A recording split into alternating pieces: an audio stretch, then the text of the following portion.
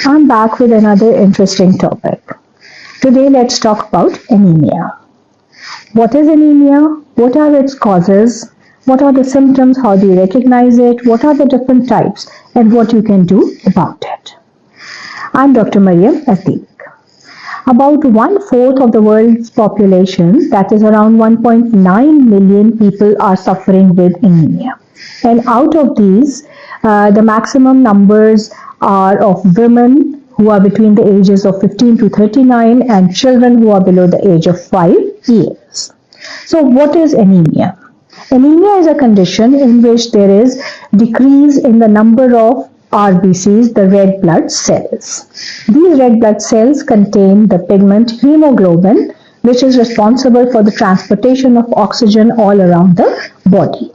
So when the RBCs are less, there is less oxygenation to the body. As a result, there is a feeling of generalized tiredness, weakness, lethargy, and a whole scenario of symptoms. So why does this happen? For that, we need to understand the different types. Anemia, it is of different types, but the commonest one is the iron deficiency anemia, and that is what we are going to talk about mainly today.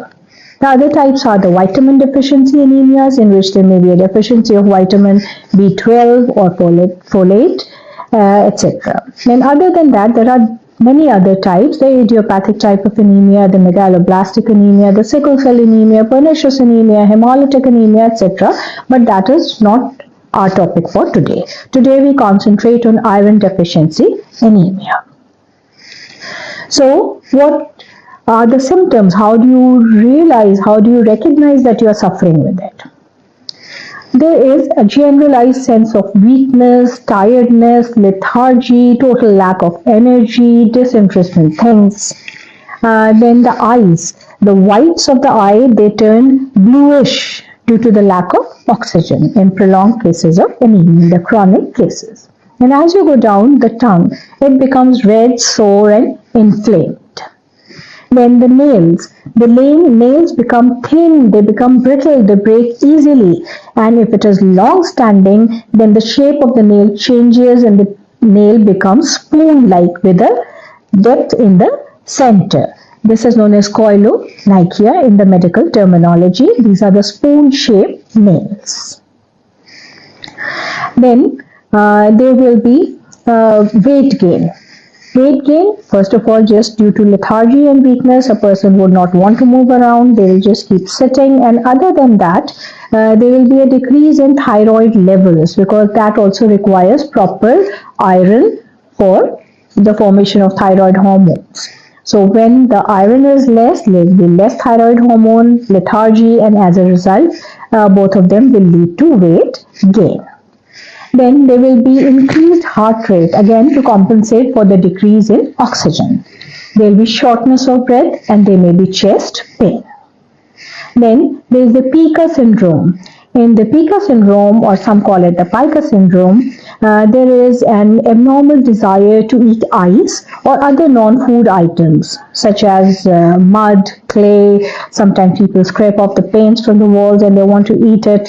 So this is the abnormal desire to eat those things which are the non-food items. So if you have any of these symptoms, you need to consult the doctor and get tested right away to see if you are suffering with anemia, so that the proper treatment can be done.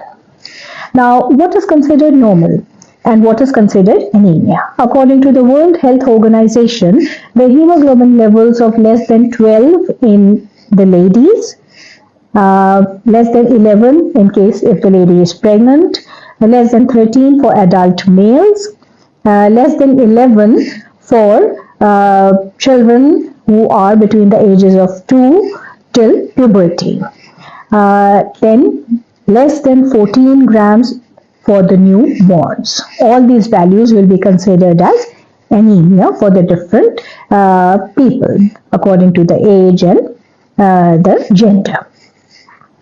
So, how do you correct it? To correct it, you need to know what has caused it. So, the main causes are, number one, poor diet, which is lacking in enough iron contents. Then there is chronic blood loss that can happen in case of chronic diseases like acidity, like ulcers, the prolonged use of non-steroidal anti-inflammatory drugs, those are the painkillers, or some kidney diseases. Then pregnancy is another cause in which there is an increased need for iron and the body may not cope up with it. Then other than that, the iron that you're having in diet may be enough, but its absorption is improper either due to the lack of vitamins. It is absorbed in the small intestine, distal part of the small intestine. So diseases affecting the small intestine such as irritable bowel syndrome, celiac disease, etc., they can all lead to lack of enough iron in the body. So how do you correct it? Number one, again, with good diet which is rich in iron. So what are the things that are rich in iron? Eggs, all kinds of meats. They may be fish, poultry, mutton, beef, whale, beef liver, etc. Then if we think of vegetables, and all the green leafy vegetables such as lettuce, spinach, kale, watercress, green peas, beetroots, potatoes. In general, if you cut something and put it in the air for a little while and it turns rustish, reddish, that means it has got enough iron content, because this iron then reacts with the oxygen in the air and there is that reddish coloration, the rusting thing. Then if we consider the fruits, then all those pomegranates, strawberries, watermelons, etc., they are rich in it. Then the seeds and nuts, they are like the pumpkin seeds, like the flax seeds, etc., they are good in it. Then in the nuts, and they can be the dates, figs, prunes, dried apricot, dried peaches, they are all very rich in it. Then the pulses and legumes that you eat are also very rich in iron.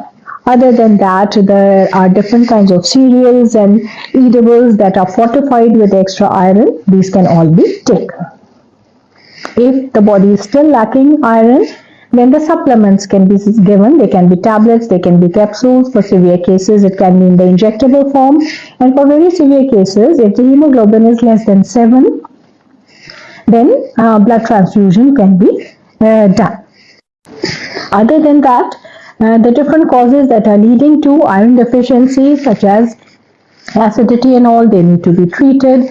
Enough vitamins should be taken, especially vitamin B12, folic acid. They have to be maintained well in the body. Now, another important thing is that even if you are taking these supplements, you need to know the proper time to take it so that there can be maximum absorption of iron from the supplement that you have taken. Iron is absorbed best when the stomach is empty. So try to take the iron supplement early in the morning before breakfast. If you can't, then try to take it after dinner. The ideal time for dinner is 3 hours before sleeping. So after dinner, when you're going to sleep, just before that, you can take your iron supplement. And it can be combined with the folic acid or vitamin B12 so that the absorption is better. So understand your symptoms and try to contact the doctor if you are having any of these feelings. Get yourself checked, get yourself treated, and have a healthy life. Inshallah ta'ala, next time we'll come back with another topic.